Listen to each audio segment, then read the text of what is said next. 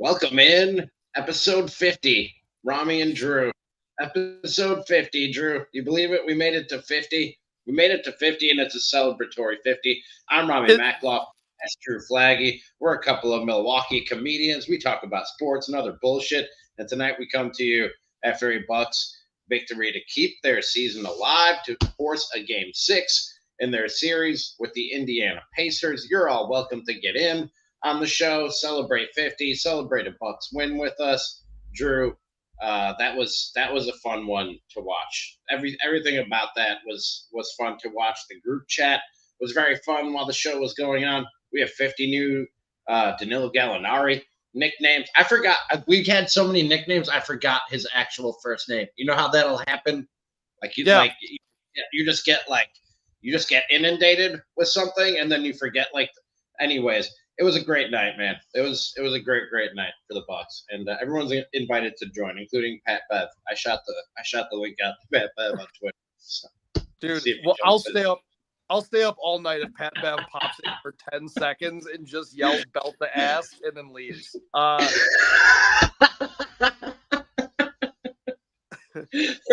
I tagged him in the tweet. With the link. So we'll see if he jumps in. Is this the third episode that's been labeled episode 50? No, this is our first episode 50. I think you might have had it the episode 50 when Bart hopped on the other night. No, I said Bart. I said that was episode 49. I said I was thinking about getting Bart on for number 50. Maybe on the camera. Maybe I had a no, because I just changed the banner tonight. I changed it tonight. So no, we're good. I don't know how the technical stuff works here. I'm here for the color commentary.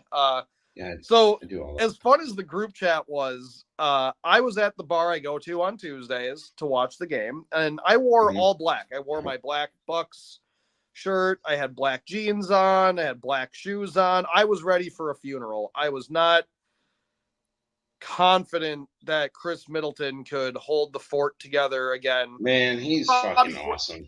Dude, okay, and that's what I want to get into, because you know that we got a lot. Yeah, we got a lot to get to, and a lot of guys that deserve a lot of credit tonight. We're gonna get to all Chris of it. Middleton, dude, Jesus.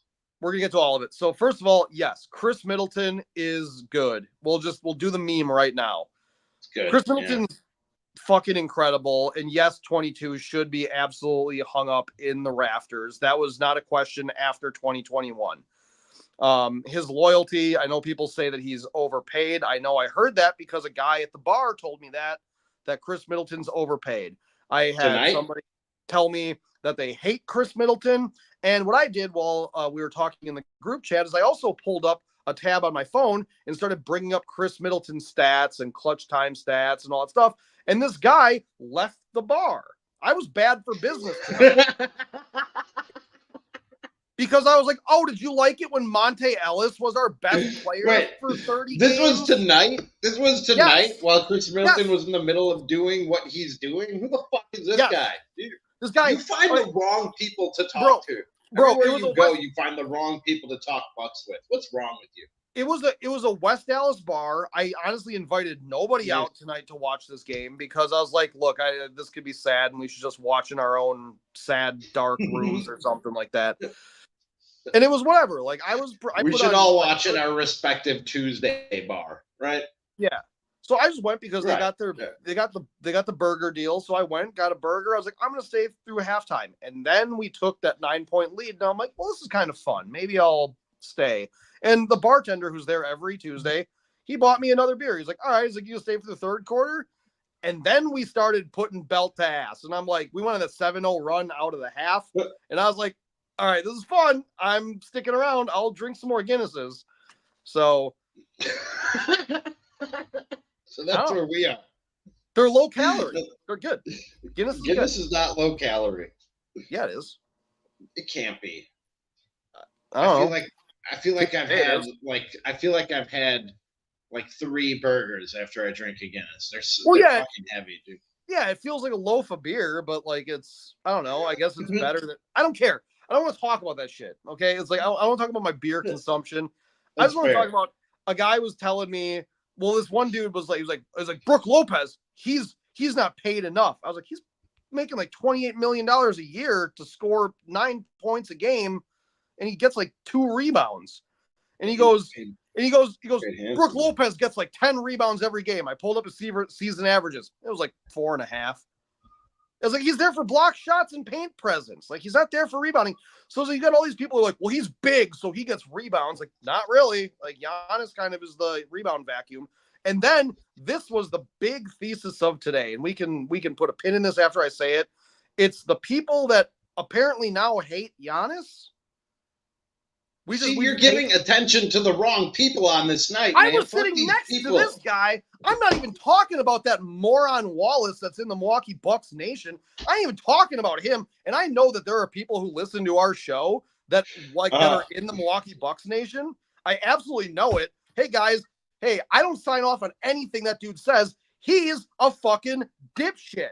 And I would say, hop on the podcast. Let's have a talk if he wants to. But he is a moron. Because why are we even acknowledging these people?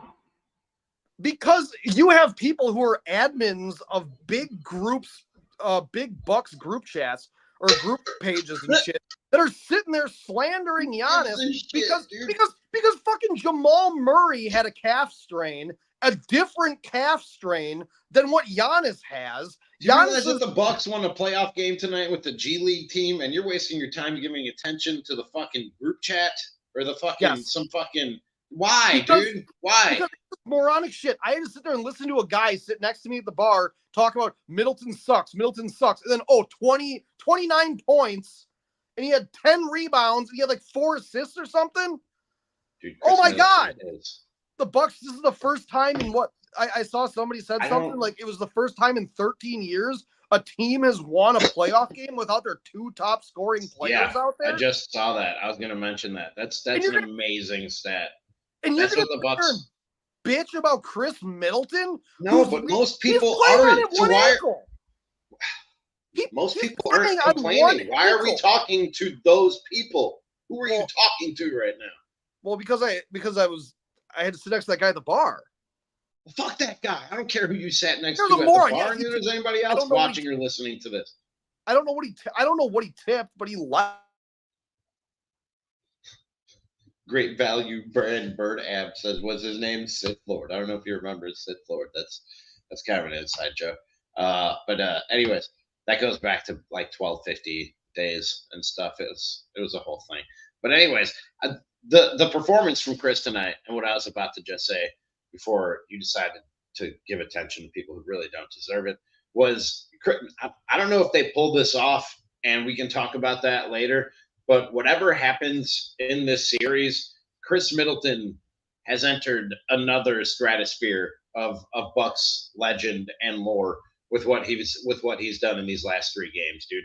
The guy, if anybody had doubts about who that guy was or what he's capable of, like, he's done away with all of that. He's had to be their number 1 guy in this series, and he's carried every bit of that weight on his shoulders. He's been great. 29 tonight again. And also, not for nothing, he's doing it on one ankle also. He's not out there 100% either. He's hurt. Remember Miles Turner, the totally clean player, Miles Turner from the Indiana Pacers. He stepped underneath Middleton and tried to give him, should have been a flagrant foul a couple games ago. Dude, they've been shoving Middleton around. They've been beating his ass too. And Middleton's out there trying to hold this shit together with duct tape and bubble gum. And he's been doing a fantastic job of it. There was one point in this game that I got slightly annoyed. And it was when I saw how efficient Bobby Portis was. And I was like, if you just don't swing on Nembhard, if you don't do it, man, Sunday's a different story. It's like if you stole that game on Friday, this series is a way different story. But like, I didn't see Tyrese Halliburton skipping or smiling tonight. My little sister texted me and asked, why is that one guy crying? And I said, that's just how his fucking face looks. And I cited Bart Winkler saying that the Snapchat filter of somebody based on his actual face. So He shouts does. out to He does Bart. have a weepy face. He has like resting weepy face. But he looked really sad. Like I don't know why. Like was the court not good for skipping tonight? Did we not clean it good enough for you, Tyrese? You know, Obi No, Top. you saw it. You saw it again tonight. You saw it again tonight. That they and what Bobby said, they're front runners, dude. And when you deliver a gut punch to them, they react to it. They feel it and they react to it, and it's hard for them to get up. And I'm glad the Bucks. There was a moment. I think the Pacers at one point after the Bucks made a run got the lead back to within like single digits, and I was like, man, don't let them back into this. Yeah, they got it down to 9. I was like, do not let them get back into this because the momentum, especially with their lack of experience in the playoffs, the momentum can swing so greatly, and I think it can even carry into another game when you don't let up and you close out and you blow them out like that with with Gallinari getting 21 minutes, Pat Connaughton getting 32 minutes, Beasley in this one in the second half just going off. What did he finish with? 18 points, 4 for 6 from 3. Like this was not even the B team. This was the C team for the Bucks that just embarrassed you and dog walked you off the court and shimmied while they did it. And that stays with the team like the Pacers. And well, speaking of guys like that, like yeah, Beasley, first of all, he played great tonight. Couple ticky-tack fouls. Scott Foster was, he was in charge of the show tonight. So welcome to the ump show. That guy was out there doing Scott Foster shit. Like that's Pat Bev, phenomenal game tonight. Pat Bev was that annoying little dude that you need on your team that was just under their skin. There were times where they'd be cutting the game. He was smacking that ball away from the Pacers when they were just trying to hold on to it for a couple extra seconds. I mean, yeah, he baited Obi Toppin into shoving him into the bench.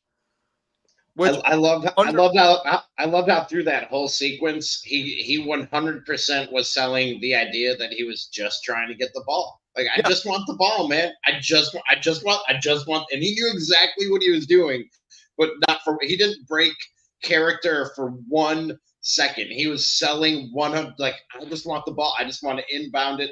Even when people like rushed in to break the fight, he was like, no, everything's fine. Just give me the ball. Just give me the ball. That was hilarious. That commit to the bit. Commit to the bit is what Pat Bev did right there. Yeah. Did you laugh?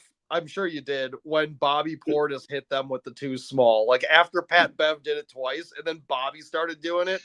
Like like that's the thing is like I love Bobby and then he does dumb shit like tries to smack Nemhart 5 minutes into a game. But like when Bobby and Pat like they're like chaotic like together like they're a funny duo. That is dangerous levels of chemistry right there. Like those two are incredible together. Pat Bev's too small. I said this on Twitter. Maybe the best I've ever seen. That was sassy with the hand on the hip. With the hand on the hip, and that was amazing. That was the best I think I've ever seen the too small executed. That's the kind of shit that's gonna also stick with them. It's like you let Pat Beverly, no disrespect to Pat Bev, but obviously not a scorer on this team. Like not a guy who's like a pure bucket like Chris Middleton can be and like Bobby can be. And you let that guy go off for like 5 minutes on you. And then also he caused so many pokeaways from behind that just came like he wasn't credited with those steals. I think Beasley got those. But man, he was causing like traffic jams and just chaos in the paint and poking the ball away. That was just smart veteran play. Like that's exactly why you bring a guy like Pat Bev onto your team. And he was awesome tonight. He was awesome. Great. He was exactly what you needed. Middleton, I would say in order like of like my top 3. Number 1, obviously Middleton. He was the man tonight. Like again, again. That's why you pay a guy like Chris Middleton. And any team in the league would love to have a guy like him. So when Bucks fans shit on Middleton, I get pretty annoyed. Pat Bev was my second favorite player tonight. His antics and just him being so good. It's like the antics with the production because you can't have one without the other.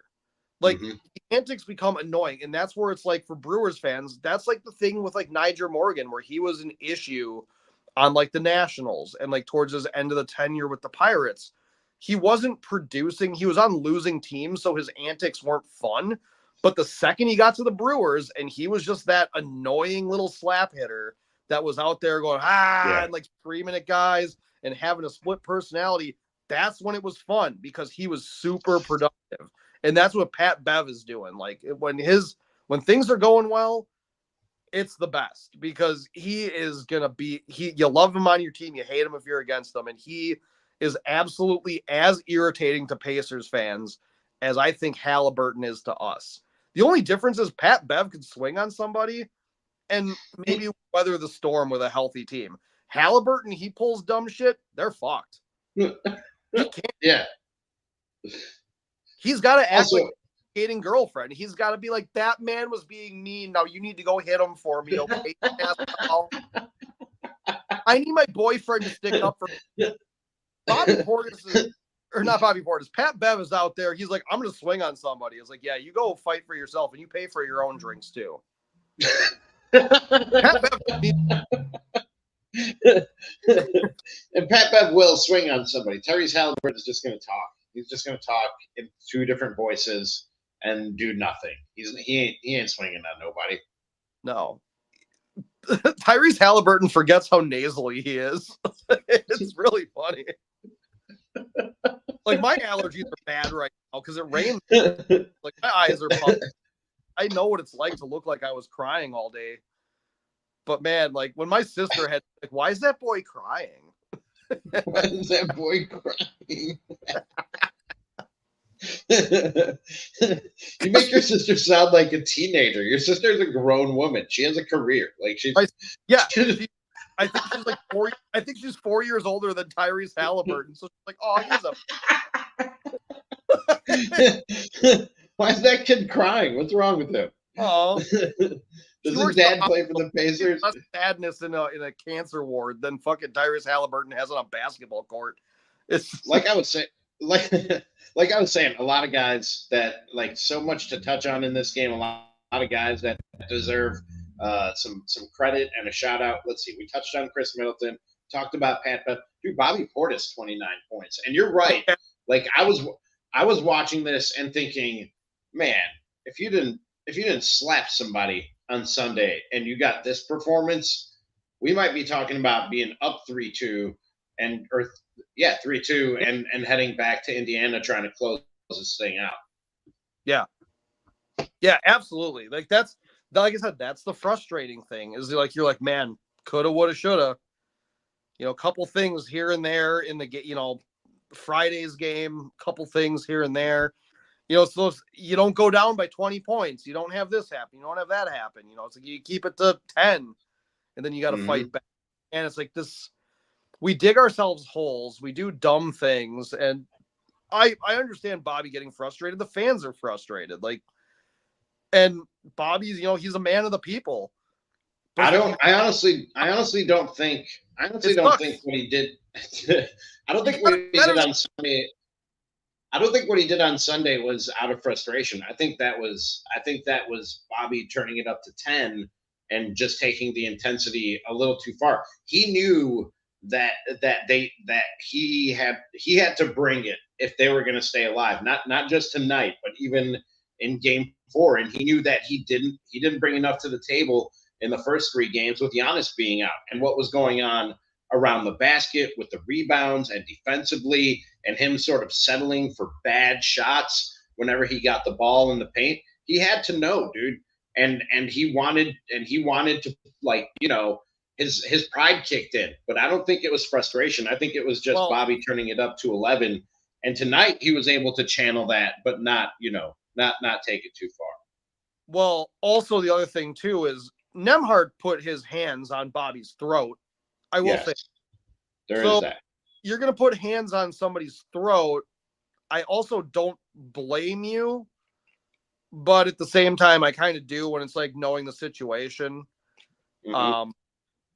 So you don't put your hands on someone else's neck without getting ready to get smacked or punched. Like there's got Yeah, but like we said Sunday, give it any other game, we go Bobby, and that's kind of what you love about him because you have Giannis and Dame on the court. Dame out there probably still you can't. That what he did Sunday was just dumb. It was just a stupid move by Bobby. Was reacting like what I think in that situation would honestly do.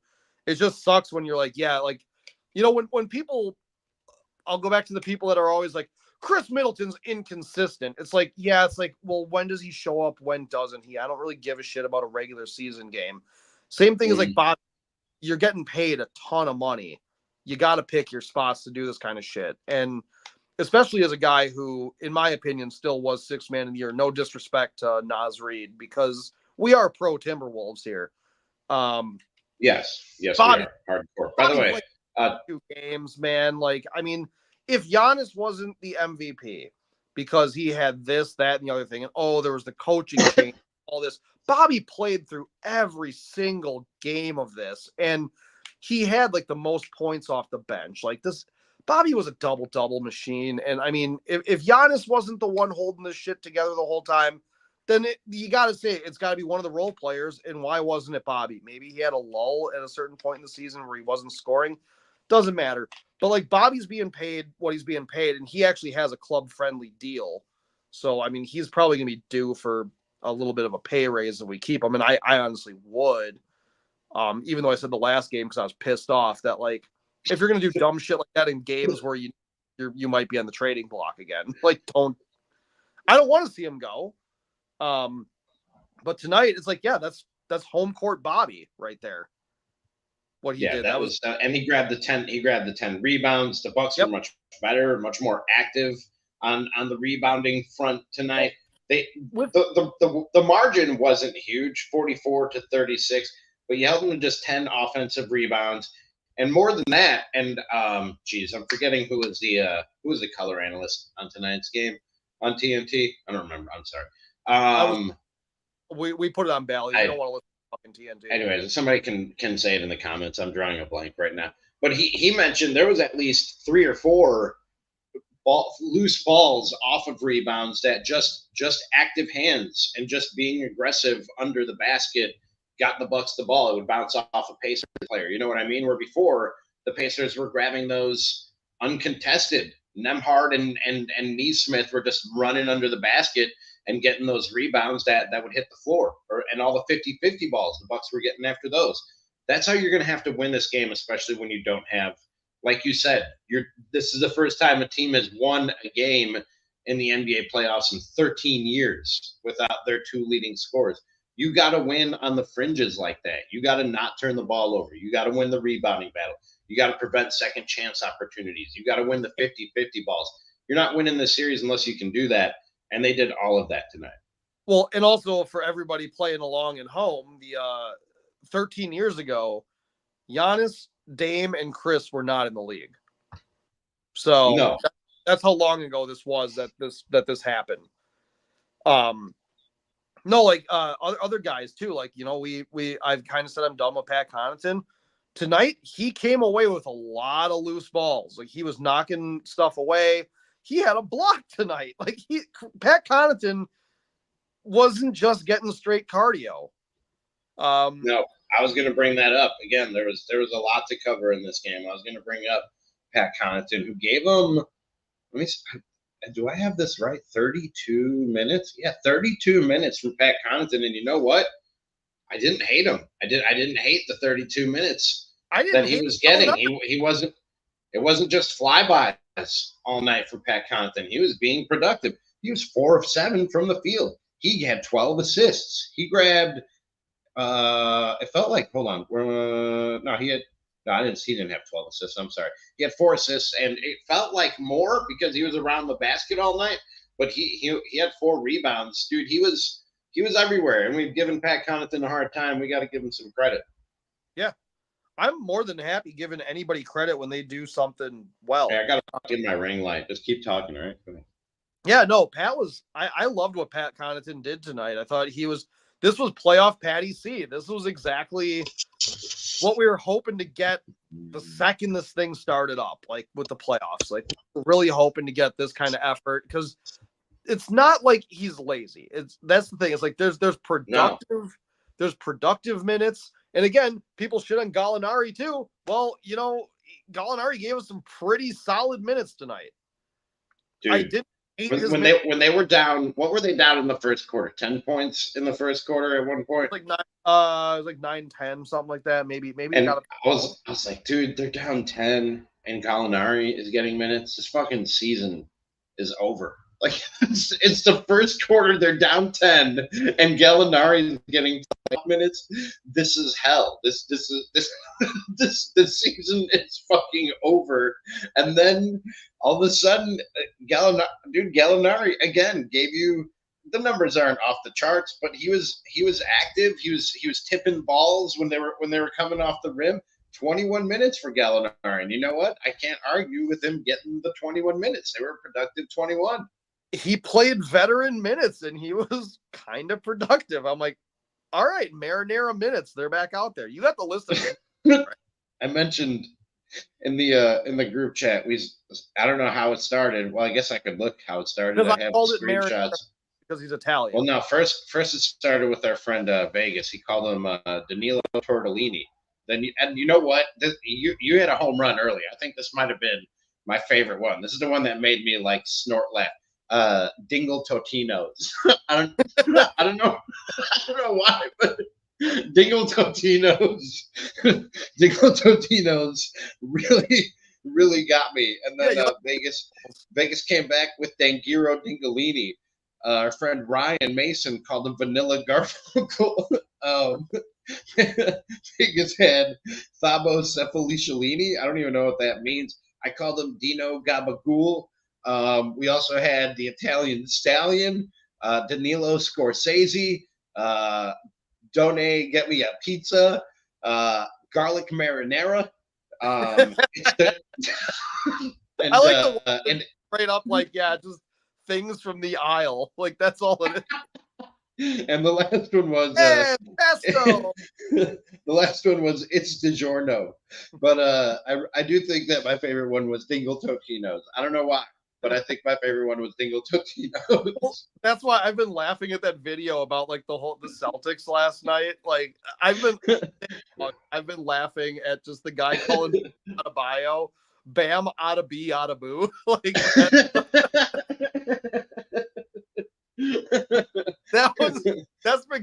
that's giving me life all day, honestly. Like, if there was ever a reason not to wear all black, it was just some dude being like, Bam Adabi Adabu, put a dog leash around Kristaps Porzingis and walked him around the court for 40 minutes. That was hilarious. That was pretty funny. But also, the group chat had me laughing today. What, you ever sorry, go ahead. Oh, calling Jason Tatum a part-time basketball player. Orders. That's the funny. You know, your girlfriend asks you what you're laughing at when you're looking at the group chat, and you can't explain it. You know what I mean? Like she's not. That's even worse. She's in the group chat. She's like, I don't get it. She is in there. I forget she's in there because she doesn't really contribute or participate a whole lot. She's more a spectator. Yeah, I forget. Yeah, it's very stupid. Anyways, Drew, do you think they sounded pretty optimistic on the TNT broadcast? I didn't see anything that would lead me to be like that much more optimistic about Dame and Giannis coming back for Game 6 than I was for Game 5, but they were given positive vibes on the TNT broadcast about at least one of, if not both of them. It seems like Dame is probably closer. They showed him shooting. They said Giannis got a good sweat in practice. Do you feel good about these guys coming back, and with or without them? Do you feel good about the Bucks' chances of at least bringing this thing back to Milwaukee for a Game 7?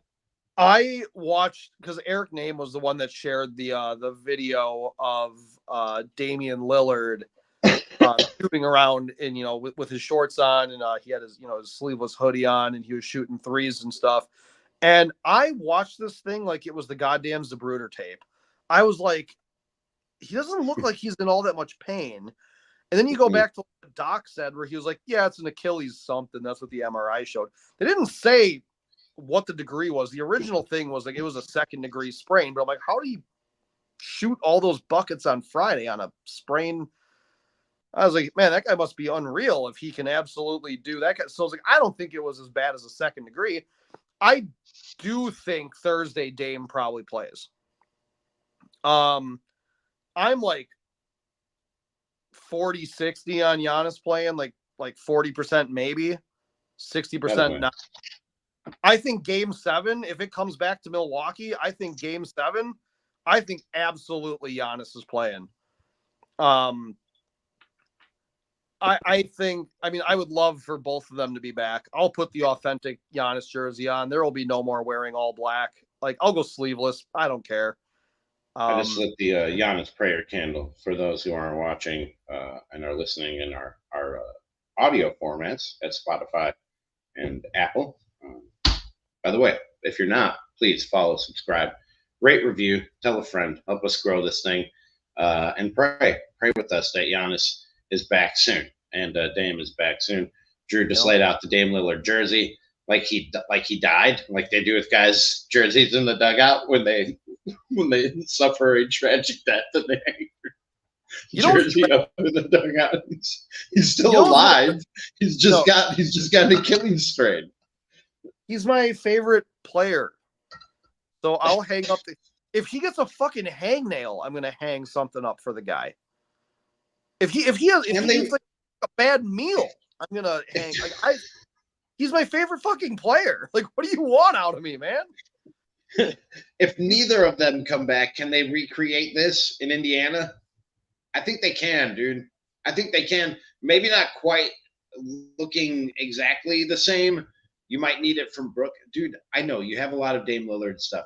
You probably will need more from Brook because I don't know that you can count on that 2 games in a row from Pat Bev, as much as we love Pat Bev. And the invite is still out. Link, I tagged you in the link with the link, Pat Bev, if you want to join the show. We'd appreciate it. Everybody tweet it. Tell them we just love them. Can they recreate something like this and force this to 7 where I feel really good about the chances of one or both of those guys coming back, and you'll be at home? Yeah, because this was a game tonight where the Bucks didn't do anything that was like spectacular. They didn't do anything like Bev didn't go off for like 30 points. You know, nobody on our team had 30. Middleton and Portis each had 29. Like, okay, that's a great performance out of Bobby Portis. His career high before this was 22 in the playoffs. So 23 record, and they highlighted that. And Bobby was able to do it. But tonight was no different than what Bobby does when he starts in place of Giannis. Like Chris Middleton just did what a starter does. He was no different than what Donovan Mitchell will do on a given night, essentially, for the Cleveland Cavaliers. Pat Bev played like a conventional point guard. Like Mike Conley doesn't do anything more than what Pat Bev did tonight for the Timberwolves, and they're extremely good. They played a very good basketball game, and the big thing was the Bucks rebounded the ball well. They were very active with getting their hands on the ball and, just disrupting passing lanes. The first quarter, they weren't very good about getting guys off of the 3-point line, but they cleaned that up and they chased dudes back into the paint where Brook and Bobby were, and Gallinari. Like, our bigs played well down low, and we didn't need a whole lot of minutes out of guys like Andre Jackson and stuff. Like, all the people want the youth movement to come out there because those guys have young, fresh legs. But sometimes, I don't know. Jackson and Green both 7 and 5 minutes respectively from those two guys. And you can't argue with the dude. You got to give, and maybe I think this is the one last guy or facet of this game we got to give some attention and some credit, man. For like I said, I wouldn't have seen Danilo Gallinari playing meaningful minutes of being in there in the first quarter. I thought that was a white flag on the season. The fact he was out there for a reason, giving you productive minutes. Same thing with Pat Connaughton. He could have easily stuck with AJ Green and Andre Jackson, who showed some things earlier in the series that seemed to sort of ruffle the Pacers' feathers a little bit and disrupt what they were doing. But man, he stuck with those two guys, and they really changed up what they were doing defensively. You got to give Doc some credit for what we saw out there tonight. How many shots did they had 100 and did they say on the broadcast 132 shots in game 4 of this series? The Pacers, that is. They had 81 tonight. They had 81 tonight. You shaved 50 shot attempts off the Pacers. They controlled the pace. They weren't, like I said, the second chance opportunities, the turnovers, but a lot of it was just controlling the pace and changing what they were doing defensively. There was one little sequence I think it was towards the end of the half, where it was under a minute, and Doc threw in Andre Jackson Jr. for Chris Middleton for like one possession. And it was because they went with like Halliburton and like Neesmith and those guys, and they wanted them to get that ball inbounded and push it as quickly as they could up the court. And Doc Rivers pushed the button where he's like, I'm throwing Andre Jackson in there, and we're going to run up the court with them and make sure that they don't get a good shot off. And they got a bad shot off. We took the ball back down the court, and then Middleton was right back in there. It was just, Doc did manage this game very well. Like I was like today, I was listening to YouTube videos when I was at work, listening to what a lot of like the pundits were saying after, Sunday's game and stuff, and just making myself sad. I'm sorry. It was two games ago, and I had the number way off. 105 shots. Carry on. Still a lot. You shaved 25 shots off their total shot attempts. I was still going to say, like Bart said, a lot of people Doc Rivers for this disaster, and it's like, how? It's like I don't get it, because it's like if anybody, like the same thing is like with our little podcast, we're gonna sit here and I'll say, Pat Connaughton, had a bad game, Pat Connaughton this, Pat Connaughton that. I'll talk about Beasley, missing shots, things like that. But it's like also we'll give credit too when they do the things that they're expected to do. And it's the same thing as like give Doc Rivers credit. He pushed all the right buttons tonight. He managed this game very well. Right. He got out of the personnel that he had. It was great. Sorry, I didn't mean to interrupt. No, Doc deserves a lot of credit. I think we passed. I think we gave out all the flowers we need to give out. I do want to go to bed, but wanted to read some comments before we wrap this thing up. Daniel says Bucks in 7. Very cute cat in Daniel's profile picture. He also asks, should the Bucks run it back with the same roster next season, regardless of what happens in these playoffs?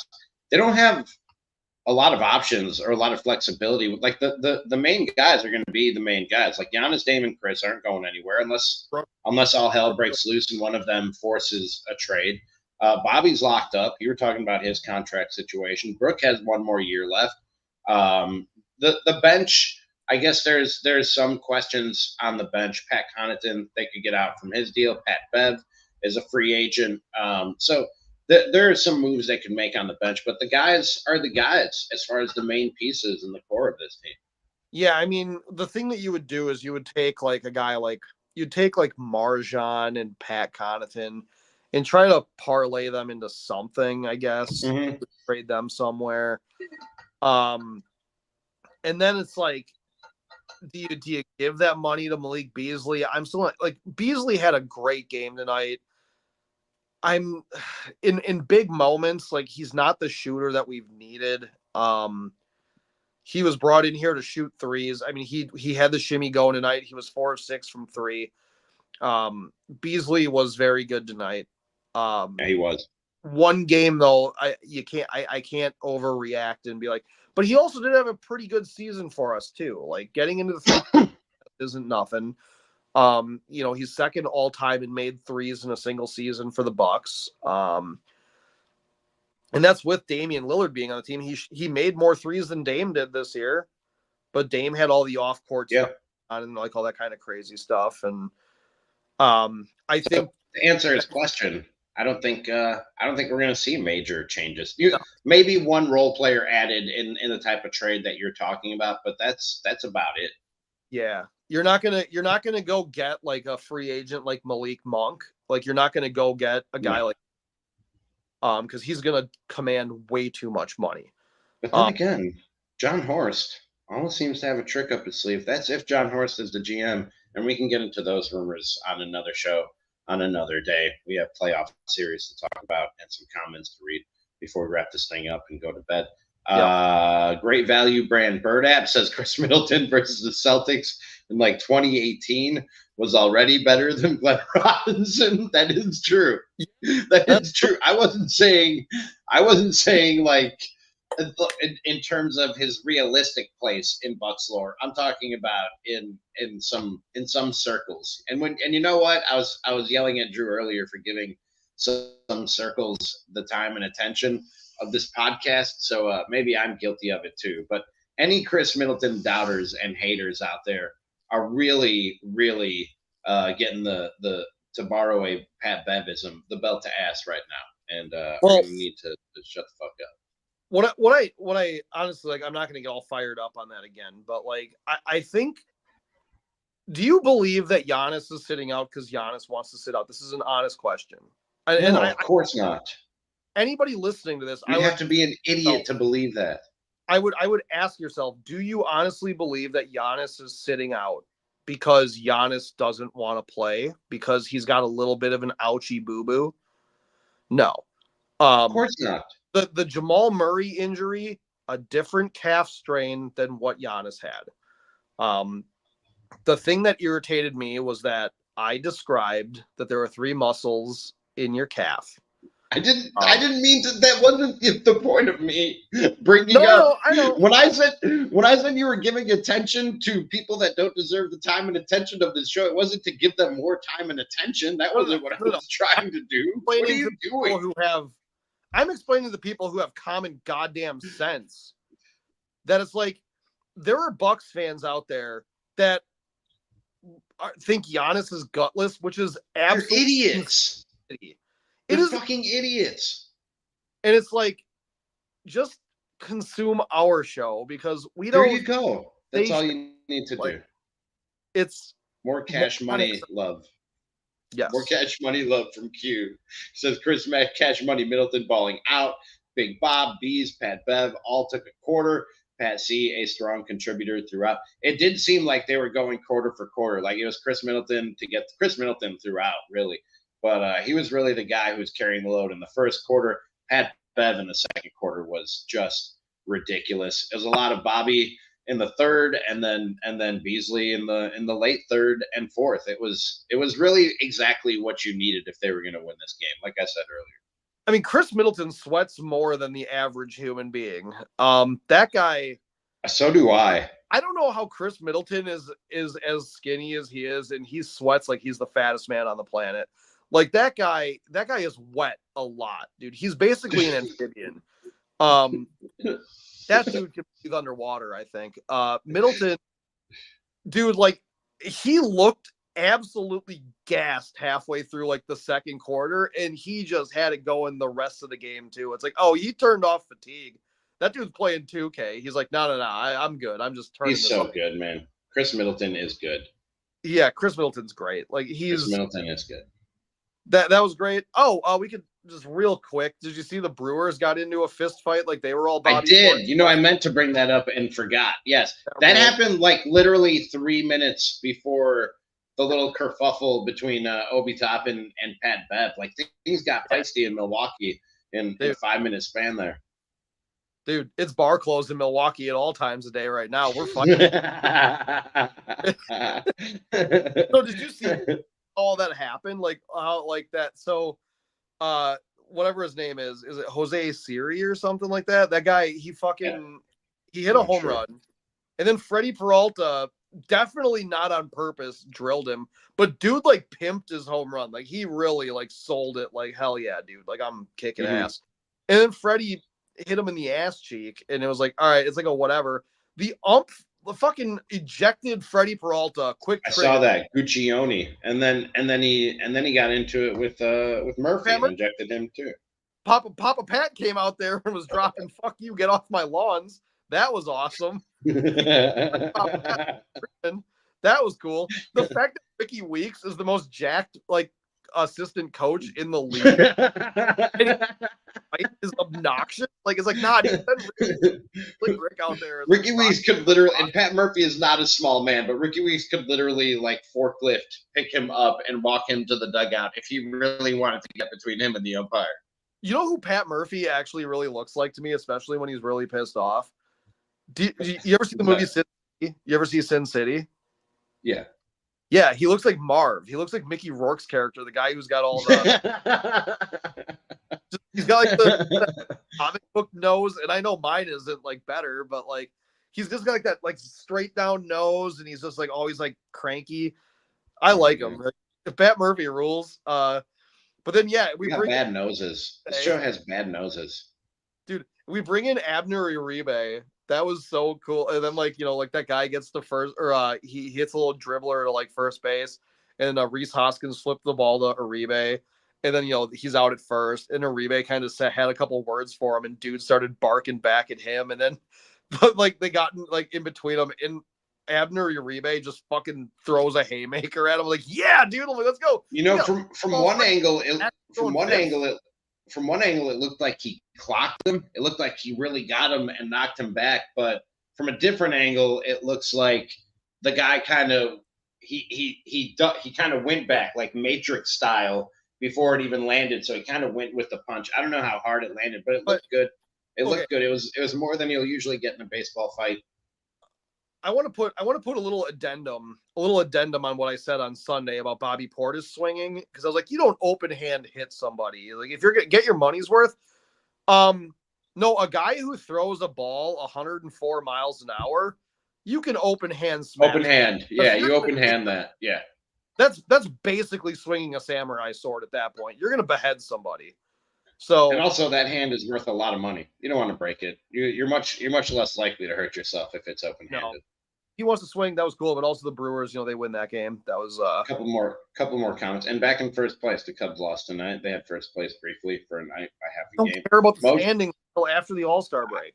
I do, and I'll continue to update them. Motion says that Bucks lust is pulsing through my entire body. We might have to get Eddie J on the show, the singer and songwriter of Bucks Lust. I could arrange that.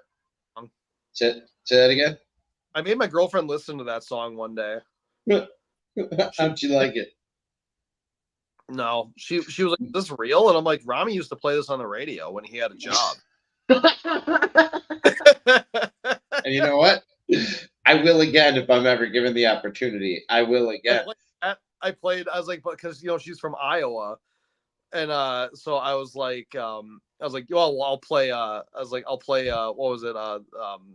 Light 'em up, the Bucks thing from like 2001. Like, Thomas, light 'em up. Go big. Like, Eddie J. Lemberger is a fucking musical genius, and I'll hear nothing otherwise. And Stevie says, how can he slap? How can who slap? You just slap with your hand open. Well, what kind of question is that? I'm saying don't slap. I'm saying actually throw a punch. Like that's what I'm saying. Like we're not. Yeah, if you're Bobby, but not if you're Uribe. And no, we're not advocating violence. We're just saying if you're going to be violent, get your money's worth. Well, and the crazy thing is too, you don't even have to physically hurt any of the players on the Pacers for them to cry. Like up by 20. Tyrese Halliburton looks like he's crying 95% of the time. Dude, so yeah, you're right. I'm sorry for the one person that listens to this in Oshkosh. Move. I would cry if I. Thank God I'm from West Dallas. Yeah, much better. It's a much better place. It is a. All right, Drew. Any final words? I should probably say this. Froze up. Willie Adames hit a 3-run homer. That was awesome. I said bad things about Willie early in the season, so I'll really good start. Man. Since we're giving props, I want to be consistent. Yeah. That crow. I'm not really eating the crow. I'm just crow. It's okay. I can be brought back. And Giannis cares, and he will be playing. Yes, he does. Yes, Giannis wants to play. He is not. Yeah, Giannis wants to play basketball. For anybody who's wondering, Let's give those people attention one more time. Giannis definitely would like to be playing right now, but can't. And This is an organization. If you think otherwise, you're an idiot. Anything else that we need to add to that, Drew? Dame Lillard game coming Thursday. He's gonna put up some You heard buckets. it here first. This has been episode 50 of Ramie and Drew. That's right, 50 episodes. We've made it too. We appreciate all your support. Please follow, subscribe, like, rate, review, tell a friend at YouTube, Spotify, and Apple. Let's make some money before we do another 50. That'd be awesome. We appreciate y'all. We'll talk to you next time.